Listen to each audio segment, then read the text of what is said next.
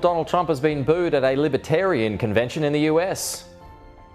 If I wasn't a Libertarian before, I sure as hell am a Libertarian now. Mr. Trump facing criticism for rushing the COVID vaccine's development while he was president and for not doing enough to stop restrictions on unvaccinated Americans. Let's bring in Curtin University's Dean of Global Future, Joe Siracusa. Joe, it's not often that members of the right criticise Donald Trump.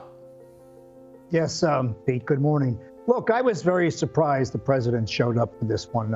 Libertarians, Pete, they regard Donald Trump and Joe Biden as Tweedledum and Tweedledee.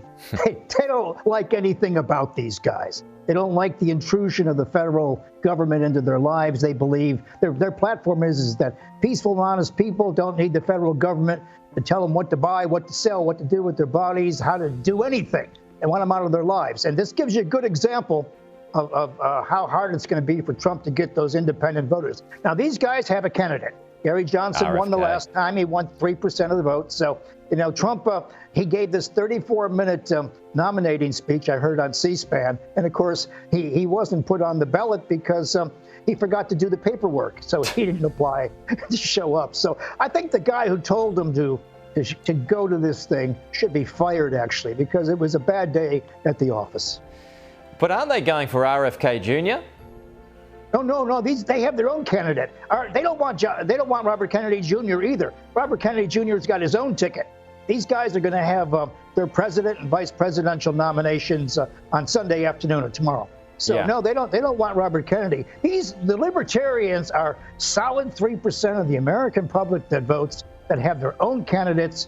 Their own fundraising and the rest of it. So they don't want to see any of these people whom they regard as part of the establishment. Well, what about that claim from Trump just then? If I wasn't a libertarian before, I'm a libertarian now. Is that just kind of to placate things?